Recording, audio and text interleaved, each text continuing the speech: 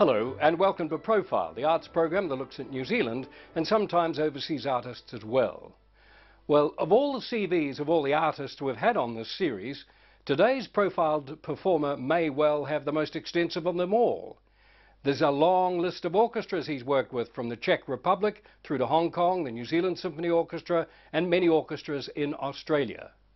For many years he was music director and principal guest conductor of the Christchurch Symphony. Recently he's taken up the role of music director of the Vector Wellington Orchestra. He's made many CDs and his work with the Wellington Orchestra next year looks very exciting indeed. Meet Marc Taddei, conductor, here in conversation with Kerry Stevens. Marc, where in the United States did you grow up? I was born and raised in New Jersey, a satellite commuter town just out of New York.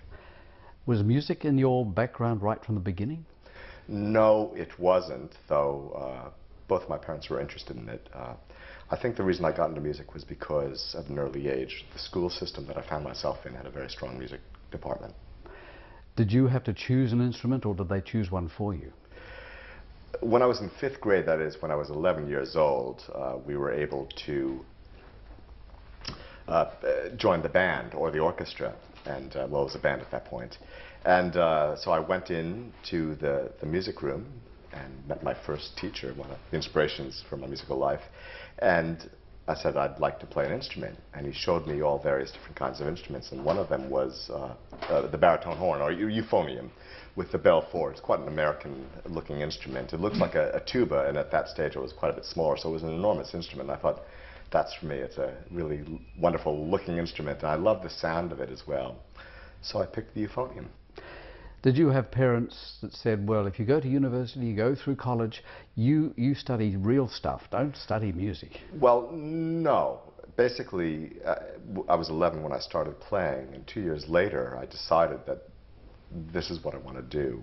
I had aptitude on the euphonium, but to be a professional euphoniumist, is that a word? There's not much you can do really professionally in the States. I suppose you could join the Marine Band, but I'm more of a make love, not war kind of guy. So I decided, well, the easiest instrument to switch to would be the trombone because the mouthpieces were the same. I was also playing the double bass at that point. And you went to Juilliard? Yes, I did.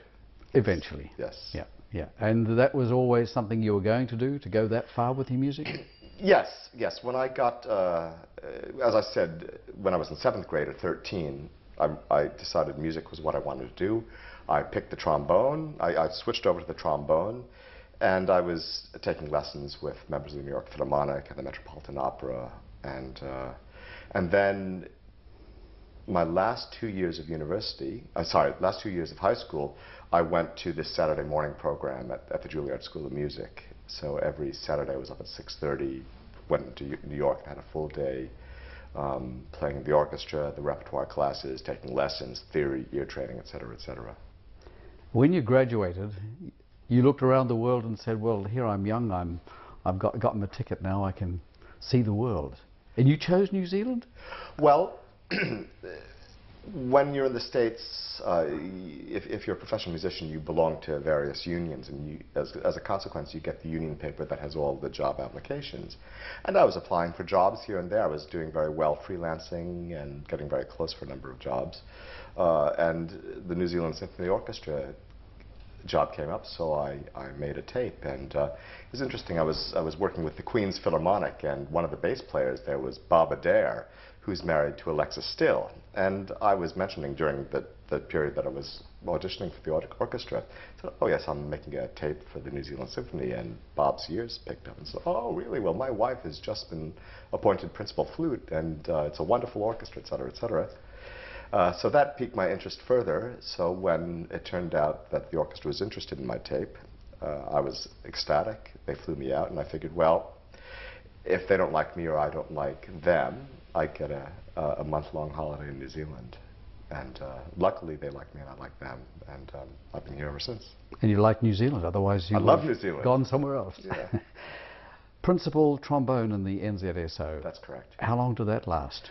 I joined in 1987 and I resigned in 2000. You resigned because somewhere along the line you decided, no, conducting's the thing I really want to do. That's right. I don't want to play the trombone anymore. Well, maybe yes, but... So what sparked your interest in conducting? That's a good question. I need to go back to these Saturday morning programs at Juilliard.